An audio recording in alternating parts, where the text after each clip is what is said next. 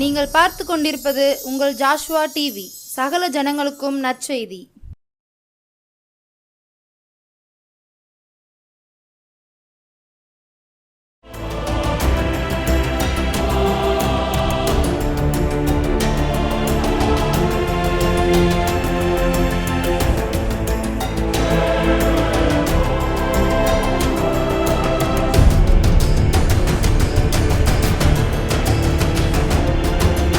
கர்த்தராகிய இயேசு கிறிஸ்துவின் நாமத்தினால இந்த மாலை வேளையில் உங்கள் யாவரையும் மீண்டும் சந்திப்பதில் நாங்கள் மிக்க மகிழ்ச்சி அடைகிறோம். இந்த நாளிலும் கூட ஜெபத்தில் நாம் எப்படி இருக்க வேண்டும் என்று சொல்லி கர்த்தர் விரும்புகிறார் என்பதை நாம் பார்க்க போகிறோம். ஜெபிக்கிற மனுஷனுக்கு தோல்வியே கிடையாது.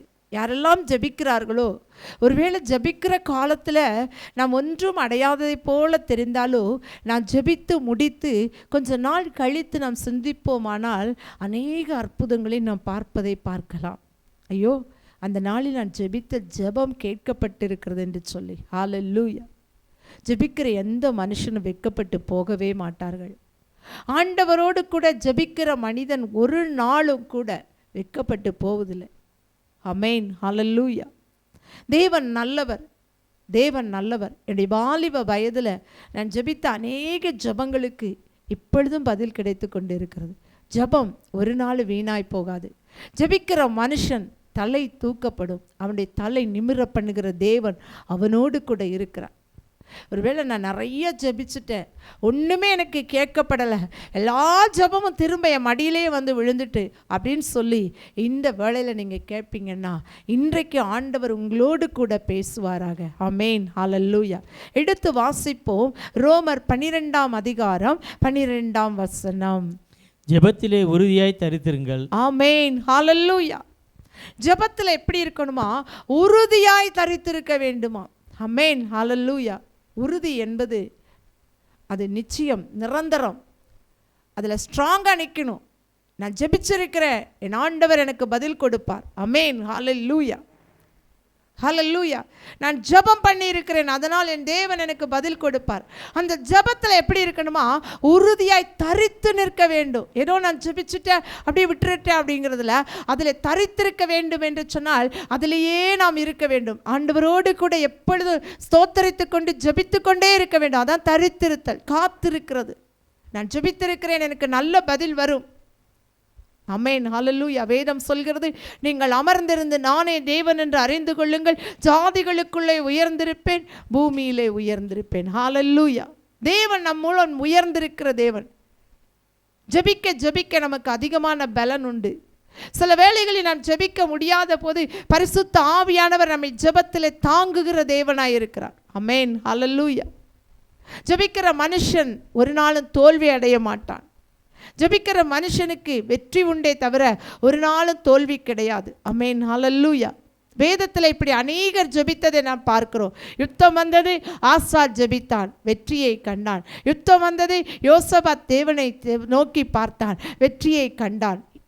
எல்லோருமே ஜெபிக்கிற எல்லா மனிதர்களுக்குமே கர்த்தர் மனம் இறங்குகிற தேவனாய் இருந்தார். ஹல்லேலூயா. ஜெபிக்கிற மனிதர்கள் அழிவை தடுத்து நிறுத்துகிறார்கள். ஆபிரகாம், ஆண்டவர் தேசத்தை, அந்த சோதம் குமாராவை அழிக்க வேண்டும் என்று சொன்னபோது ஒரு நீதிமான் நிமித்தம் அந்த பட்டணத்தை அழிக்காமல் விடுவீரா என்று சொல்லி கேள்வி கேட்கிற அளவுக்கு ஜெபத்திலே உறுதியாக இருந்தான். ஆமென், ஹல்லேலூயா. ஜெபிக்கிறவர்களுக்கு வல்லமை உண்டு, ஜெபிக்கிறவர்களுக்கு பலன் உண்டு. இதை ஜெபிக்கிற மனுஷர்கள் நன்றாய் அறிந்து கொள்வார்கள். பிரிட்டனில் ஜான் சார்லஸ் ரைல் என்கிறவர் சொல்கிறார். அவர் என்ன சொல்கிறார் என்று சொன்னால், ஜெபிக்கிற மனுஷன் தேவனோடு உறவாடுகிறானா. ஆமென், ஹல்லேலூயா. நாம் தேவனோடு உறவாடுகிற பழக்கம் நமக்குள்ளா இருக்கிறதா? இன்றைக்கு வேதத்தை வாசிக்கிறோம், கர்த்தருடைய வார்த்தையை கேட்கிறோம், பிரசங்கங்களை கேட்கிறோம். யார் நல்லா பேசுகிறாங்களோ அவங்க பிரசங்கங்களெல்லாம் நான் கேட்பேன். அவங்க பிரசங்கத்தை கேட்டால் எனக்கு விடுதலை உண்டு. ஆனால் நான் ஜெபிக்க மாட்டேன். இன்னைக்கு ஜெபிக்கிறவர்களை நாடி நான் ஃபோன் பண்ணுவேன். என் பிரச்சனையின் மத்தியில், என் வேதனையின் மத்தியில், என் கண்ணீரின் மத்தியில் நான் அவர்களோடு கூட பேசுவேன். ஆனால் நான் ஜெபிக்க மாட்டேன். ஆனால் வேதம் சொல்கிறது, ஜெபத்தில் உறுதியாய் தரித்திருங்கள். நாம தரித்திருக்கணும், அவங்கள பிரச்சனை யாருக்கு இருக்கிறதோ அவர்கள் ஜெபத்தில் என்ன செய்யணும்? உறுதியாய் தரித்து கொள்ள வேண்டும். என்ன வந்தாலும் சரி வாழ்க்கையில் சில பேருக்கு ஜெபம் பண்ணிக்கிட்டே இருப்பாங்க, திடீர்னு ஒரு சோதனை வந்துருச்சுன்னு வச்சுக்கோங்களேன், அப்படியே ஜெபத்தை விட்டுருவாங்க. அது மிகவும் தவறு. என்ன வந்தாலும் சரி வாழ்க்கையில் எது நடந்தாலும் சரி நான் ஜெபிப்பேன். இதுதான் விசுவாசம். என் ஆண்டவருக்கு கொடுக்கிற நேரத்தை நான் கொடுப்பேன். ஆமென், ஹல்லேலூயா. என்னுடைய வாழ்க்கையில் நான் கண்ணார கண்ட ஒரு காரியம் என்னவென்று சொன்னால், எனக்கு ஒரு சகோதரியை நன்றாய் தெரியும். அவங்க வயது மூத்தவர்கள் என்னோடு. அவர்கள் வாழ்க்கையில் 4 பிள்ளைகள், 3 பெண் பிள்ளைகள், ஒரு ஆண்மகன். காலை 9 மணிக்கு பிள்ளைகளெல்லாம் ஸ்கூலுக்கு அனுப்பிட்டு, கல்லூரிக்கு போன பிள்ளைகளும் அந்த நாட்களில் இருந்தார்கள். அவர்கள் எல்லாரையும் அனுப்பிவிட்டு சரியாய் 9 மணிக்கு குளித்து முடித்து அந்த தேவ சமூகத்தில் அவர்கள் 8:55க்கே போய் உட்கார்ந்து விடுவார்கள். எப்படி அப்படி உட்காருவார்கள்? இன்றைக்கி நாம் சொல்கிறோம், நேரம் இல்லை, எனக்கு நேரம் இல்லை, ஜெபிக்க நேரம் இல்லை. நிறைய பெண்கள் சொல்கிற காரியம் தான், வேலை ரொம்ப இருக்குது. ஆனால் எதுக்கோ நேரம் இருக்கும். ஒரு வீட்டில் போய் பேசிகிட்டு இருக்க நேரம் இருக்கும், ஃபோனில் பேச நேரம் இருக்கும், செல்ஃபோனில் யூடியூப் பார்க்க நேரம் இருக்கும், வாட்ஸ்அப்பில் பதில் போட நேரம் இருக்கும், சீரியல் பார்க்க நேரம் இருக்கும். கிறிஸ்தவர்களாகிய நாம் இன்றைக்கி அநேகர் அப்படித்தான் நம்ம நேரத்தை கடத்துகிறோம். அதனால தான் இன்றைக்கி உபத்திரவங்கள், கண்ணீர்கள், கவலைகள். ஜபிக்கிற ஒருவருடைய வாழ்க்கையில் ஒருவேளை அந்த நாட்களில் துன்பமான நாட்களாக இருக்கலாம், ஆனால் வரும் காரியம் அவ்வளவு ஆசீர்வாதமாக இருக்கும். நான் அந்த சகோதரியை பார்த்தபோது அந்த 3 பெண் பிள்ளைகளும் இன்னைக்கு ஒரு மகள் லண்டனில் ஒரு டாக்டராக இருக்கிறாங்க, இன்னொரு மகள் கோயம்புத்தூரில் இருக்காங்க. நல்ல ஒரு பொசிஷனில் எல்லா பிள்ளைகளுமே. மகன் ரயில்வேல வேலை செய்கிறான். அந்த அக்காவுடைய முழங்கால் ஜெபம் அவர்களை உறுதியாய் நிற்க வைத்தது, அவர்களை சாட்சியாக எடுத்து நிறுத்தியது. நிறைய நேரங்களில் அவங்க சாப்பாட்டுக்கு கூட அவ்வளோ கஷ்டப்பட்டாங்க, ஆனாலும் ஆண்டவரை விடவில்லை. ஆண்டவரோடு கூட அந்த நேரத்தை அவங்க விடலை. அந்த 9 மணிக்கு சரியாய் முழங்கால் படியிடுவாங்க. அதுக்கு பிற்பாடு போய் கலந்து கொள்வோம். நாங்கள் 3 சகோதரிகளாய் சேர்ந்து ஜெபிப்போம். ஜெபித்து விட்டு தான் ஊழியத்திற்கு கடந்து போவோம். அவர்களிடத்தில் கற்றுக்கொண்டு தான் ஜெபம். ஹல்லேலூயா. அவர்களுடைய அந்த நடவடிக்கைகள் உண்மை, உத்தமம், ஆண்டவருக்கு கொடுக்க வேண்டிய நேரத்தை அவர்கள் கொடுத்த விதம், இதுதான் என்னை வளர்த்தது. ஆமென், ஹல்லேலூயா. பயபக்தி. ஜெபிக்கிற நாம் ஒரு நாளும் வெட்கப்பட்டு போக மாட்டோம் என்பதற்கு அந்த சகோதரருடைய வாழ்க்கை எனக்கு ஒரு சாட்சியாய் மாறியது. விடாப்பிடியாய் ஜெபிப்பார்கள். அவங்க வாழ்க்கையில் நடந்தது என்ன தெரியுமா?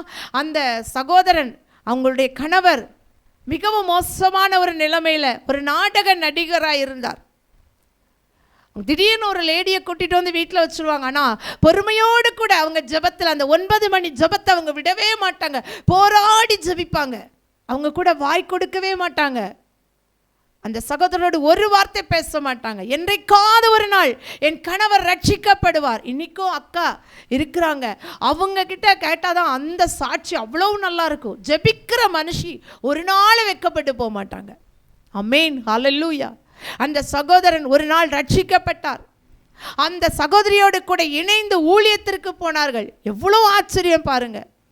நாடகம் எழுதி அந்த ஒரு புஸ்தகத்தையே எத்தனையோ மணி நேரம், 4 மணி நேரம் என்று சொல்லி நினைக்கிறேன், அவர்கள் எரித்தார்களாம். ஆமென்.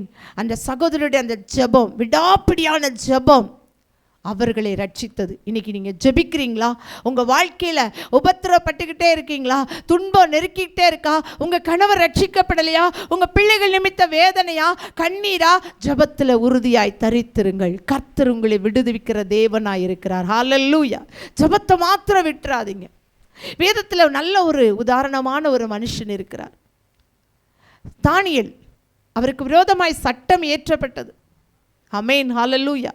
ராஜாவை தவிர இந்த நாட்களில் நீங்கள் எதையும் வணங்கக்கூடாது அப்படின்னு சொன்ன நேரத்தில் எதுக்கு தெரியுமா? இவன் மேலே பொறாமை கொண்ட ஜனங்கள் என்ன செஞ்சாங்கன்னா, இவனை எதில் குற்றம் கண்டுபிடிக்கலான்னா ஜெபத்தில் தான். ஆமென், ஹல்லேலூயா. நல்ல ஒரு இயேசு கிறிஸ்துவை ஏற்றுக்கொண்ட பிள்ளைகளை, கிறிஸ்தவர்களை எதிலே குற்றம் கண்டுபிடிக்க முடியும் என்று சொன்னால் ஜெபத்தில் மாத்திரம்தான். வேற எதிலையும் குற்றம் கண்டுபிடிக்க முடியாது. உண்மையாகவே நாம் கிறிஸ்துவோடு கூட வாழ்வோமானால் ஜெபத்தில் தான் குற்றம் கண்டுபிடிக்க முடியும். அமேன், ஹல்லேலூயா. இந்த ஜெபத்தில் குற்றம் கண்டுபிடிக்க வேண்டும். இவன் 3 வேளை ஜெபிக்கிற ஜெபத்தை இவன் விடமாட்டான், அதனால இவனை இதில் தான் கண்டுபிடிச்சு இவனை தண்டிக்க முடியும் என்று சொல்லி தானியேலுக்கு விரோதமாய் அவர்கள் பத்திரங்களை எழுதினார்கள். ராஜாவின் முத்திரையும் வைக்கப்பட்டது. என்ன தெரியுமா தண்டனை? சிங்கங்களின் கெபியிலே போட வேண்டும், சிங்கங்கள் கடித்து குதற வேண்டும். இந்த தானியேல் மேல் வைத்த பொறாமை, இந்த தானியேல் ஜெபித்ததனால், இவனுக்கு ஒரு ஞானமுள்ள ஆவியானவர் இவனோடு கூட இருந்ததனால், ஞானமாய் தேசத்தை ஆளுகை செய்கிற ஞானத்தின் அறிவு இவனுக்குள்ளாய் இருந்ததனால், ராஜாவுக்கு ஆலோசனைக்காரனாய் இவன் இருந்ததுனால, அவங்க நஷ்டம் வராதபடிக்கு அந்த தேசத்தை அவன் காத்ததுனால, அவன் மேல் பொறாமை கொண்ட ஜனங்கள் இவன் ஜெபிக்கிறான், இவன் ஜெபத்தை தடுத்து நிறுத்த வேண்டும். இதான் பிசாசுடைய இன்றைக்கு நம்முடைய வாழ்க்கையில காணப்படுகிற வேலைகள். முதல்ல எதை நிறுத்துவான்னா ஜெபத்தை. அதனால தான் ஆண்டவர் சொல்றாரு, ஜெபத்திலே உறுதியாய் தரித்து நில்லுங்கள், தரித்திருங்கள். ஆமென், ஹல்லேலூயா. ஜெபிக்கிற மனுஷன் பிசாசுக்கு விரோதமாக யுத்தம் பண்ணுகிறான். எப்படியாவது நம்மை வீழ்த்தி விட வேண்டும், இவங்கள் ஜெபத்தை நிறுத்த வேண்டும் என்பதற்காக பல விதங்களில் அவன் போராடுவான். ஆனாலும் கூட நாம் என்ன செய்ய வேண்டும் என்றால், நம்முடைய ஜெபத்தில் உறுதியாய் தரித்திருக்க வேண்டும். இந்த தானியேல் என்ன செய்தான்? என்ன சட்டம் வேணாலும் போட்டுக்கோங்கப்பா, ஆனால் நான் என் கர்த்தரை நோக்கி பார்க்கறத விடவே மாட்டேன். அவன் சொல்கிறான், முன்பு செய்தது போலவே அவன் எப்படி முன்னாடி வழக்கமாக எப்படி ஜெபித்தானோ, எத்தனை மணிக்கு ஜெபித்தானோ. இதில் ரொம்ப முக்கியம் என்ன தெரியுமா? ஜெபத்தில் உறுதியாக நம்ம இருக்கணும்னா டைம் ஃபிக்ஸ் பண்ணி ஜெபம் பண்ணணும். இந்த டைமில் நான் இயேசுப்பாவோடு கூட தான் இருப்பேன். நம்மளை பார்க்குறவங்க சொல்லணும், இந்த டைம் போனால் அவங்க கண்டிப்பாக ஜெபம் பண்ணிட்டு இருப்பாங்க, அவங்கள என்ன செய்ய முடியாது, பார்க்க முடியாது. அந்த டைம், எந்த நேரத்தை நீங்கள் ஆண்டவுக்கு கொடுக்குறீங்களோ அந்த நேரத்தை ஒரு நாள் விடாதபடி கொடுக்கிறவர்களாய் காணப்பட வேண்டும். அதில் உறுதியாக இருக்க வேண்டும். நம்முடைய நேரம், இந்த நேரம் கர்த்தருக்குரியது, இந்த நாள் கர்த்தருக்குரியது. இந்த நாள் என்றால் நான் உபவாசித்து ஜெபிக்கிற நாள்.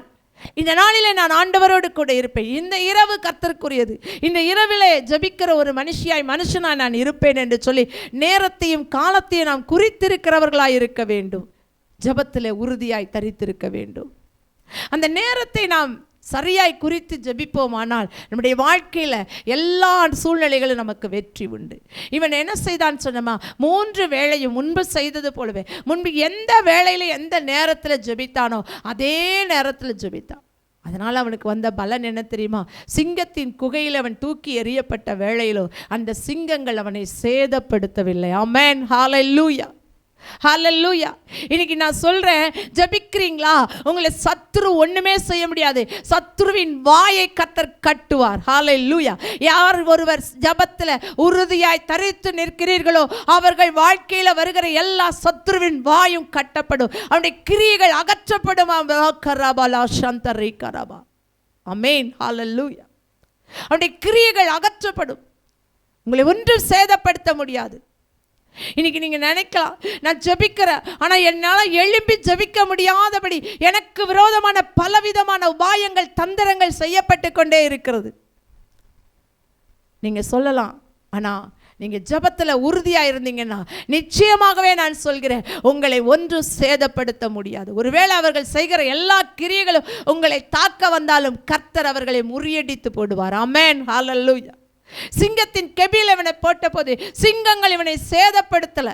ஏதோ 1 மணி நேரம் 2 மணி நேரம் இல்லை, ஒரு நாள் இரவு முழுவதும் அந்த சிங்கத்தின் கெபியில் இருந்தான். ஆனால் இந்த சிங்கங்கள் ஒன்றும் இவனை சேதப்படுத்தவில்லை, நிம்மதியாக இருந்தான். அங்கே ராஜா கேட்கிறான், நீ இடைவிடாம ஜோமன்னல்ல, இடைவிடாம ஜோமன்ல ஆராதிச்சல, அந்த ஆண்டவர் உன்னை தப்புவித்தாரா? நிச்சயமாகவே தப்புவித்தார். இன்னைக்கு நிறைய பேர் கேட்குறாங்க, எப்போ பார்த்தாலும் ஸ்தோத்திரம் ஸ்தோத்திரம் ஹல்லேலூயா அப்படின்னு சொல்லிக்கிட்டே இருக்கிய, உன் ஆண்டவர் உன்னை காப்பாற்றுவாரா? உன் ஆண்டவர் உன்னை விடுவிப்பாரா? உன் ஆண்டவர் உன்னை தப்புவிப்பாரா? உன் ஆண்டவர் இந்த பிரச்சனையில் என்ன செய்கிறார் என்று நான் பார்ப்பேன் என்று சொன்னால், கர்த்தர் நிச்சயமாகவே நீங்கள் பண்ணின அந்த ஸ்தோத்திரத்துக்கு துதிக்கோ அவர் பதில் கொடுக்கிற தேவனாய், அந்த சத்ருவின் தலை கவிழத்தக்கதான கிரியை செய்கிற தேவனாய் வெளிப்படுவார். ஆமென், ஹல்லேலூயா. என் வாழ்க்கையில் இப்படி என்னை பார்த்து கேள்வி கேட்டுக்கிட்டே இருக்கிறாங்க, இது நடக்குமா? சகோதரியே, நீங்கள் சொல்கிறபடி இந்த காரியம் வாழ்க்கையில் நடக்குமா? நிச்சயமாகவே நடக்கப் போகிறது. இன்னும் ஜெபத்தில் நீங்கள் உறுதியாய் தரித்துக் கொள்ளுங்கள், தரித்திருங்கள். ஆமென், ஹல்லேலூயா, ஹல்லேலூயா. இந்த தானியேல் ஜெபத்தில் 3 வேளையும் தரித்திருந்ததனால் கர்த்தர் அந்த தானியேலின் ஜெபத்திற்கு பதில் கொடுத்தார். அவனுடைய காரியத்தை ஜெயமாய் முடிய பண்ணினார்.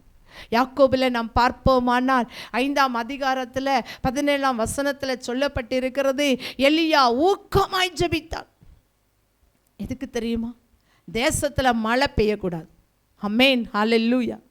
அந்த தேசத்தில் மழை பெய்யாதபடி எலியா செய்த ஜெபத்தை கேட்டு ஆண்டவர் 3.5 ஆண்டுகள் தேசத்தில் மழை இல்லாமல் பண்ணினார்.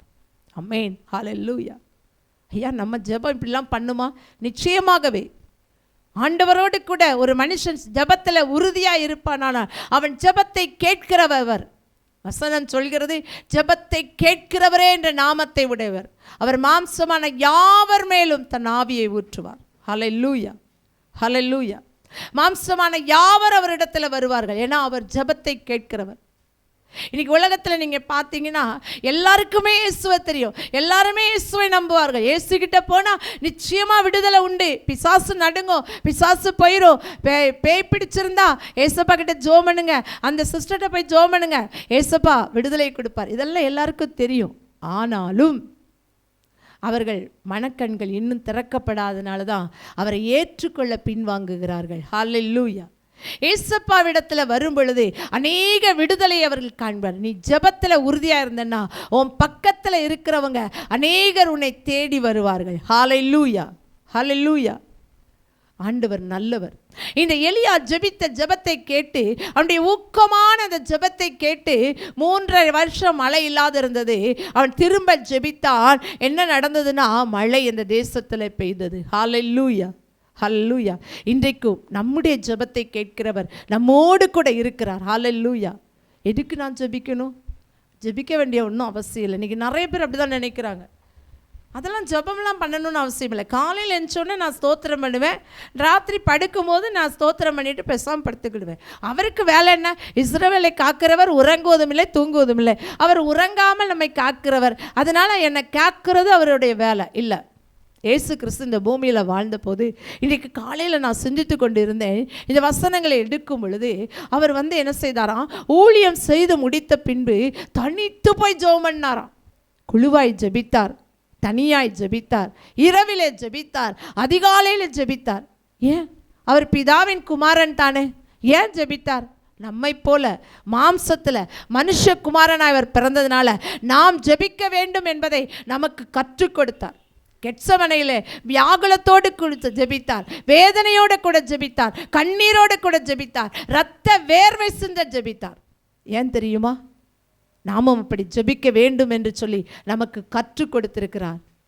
ஜெபிக்க ஜெபிக்க நம்முடைய வாழ்க்கையில் உயர்வே தவிர ஒரு நாளும் தோல்வி இல்லை. நாம் ஜெபிக்க வேண்டும், ஜெபத்தில் உறுதியாக இருக்க வேண்டும். அப்படி நாம் ஜெபத்தில் உறுதியாக இருக்கும் பொழுது கர்த்தர் நம்முடைய வாழ்க்கையில் எல்லாவற்றிலும் நன்மை செய்கிறவராய் கடந்து வருவார். இந்த ராத்திரி வேளையில் என்னால் ஜெபிக்க முடியல, நான் ஜெபிக்கணும்னு நினைக்கிறேன், ஆனால் ஜெபத்தில் உறுதியாக நிற்க முடியல. நீங்கள் சொல்கிற மாதிரி என்னால் நேரத்தை ஒதுக்கி ஜெபிக்க முடியல, நான் ஜெபிக்கணும்னு நினைக்கிறேன், எனக்கு டைமே இல்லை, நான் பயங்கரமான வேலையின் மத்தியில் கடின வேலையில் கூலி வேலையில் நான் நிற்கிறேன், அதனால் என் குடும்பத்துக்காக நான் திறப்பில் நிற்க முடியல அப்படின்னு சொல்ற நீங்க இந்த ராத்திரி வேளை நீங்க முழங்கால் படியிடுங்க. கர்த்தர் நிச்சயமாய் உங்கள் மேல ஒரு ஜெப ஆவியை ஊற்ற போகிறார். எல்லாரும் ஜெபிப்போமா? ஹல்லேலூயா. கண்களை மூடி எல்லாரும் கர்த்தரை நோக்கி நாம் பார்ப்போம். ஹல்லேலூயா. கர்த்தர் நல்லவர், கர்த்தர் நல்லவர், கர்த்தர் நல்லவர். ஹல்லேலூயா, ஹல்லேலூயா. ஆண்டவரே, ஜெபத்தில் உறுதியாய் தரித்திருங்கள் என்று சொன்னீங்களப்பா. இந்த வேளையில இந்த செய்தியை கேட்கிற ஒவ்வொருவருக்கும் ஜெப ஆவியை ஊற்றுங்கப்பா. ஜெபிக்க கர்த்தர் கிருபை கொடுங்கப்பா. நேரம் ஒதுக்கி ஜெபிக்க கிருபை கொடுங்கப்பா.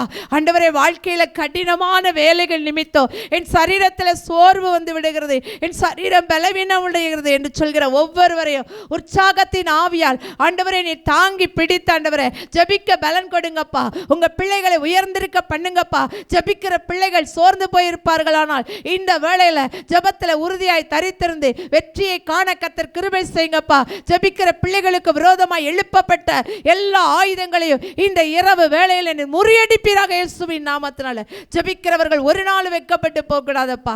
ஜெபத்தின் ஆவியானவர் ஒவ்வொரு வீடுகளிலும் ஆண்டவரே உம்முடைய அபிஷேகத்தின் வல்லமையை ஊற்றுங்கப்பா. இதுவரை ஜெபிக்கவே முடியலன்னு சொன்ன வீடுகளில் ஜெப ஆவி ஊற்றப்படுவதாக. இந்த நாளில் ஆண்டவரை இனி அவர்கள் உறுதியாய் தரித்துக் கொள்ளத்தக்கதாய், ஜெபத்தில் உறுதியாய் நிற்கத்தக்கதாய் கர்த்தர் பலன் கொடுப்பீராக இயேசுவின் நாமத்தினால.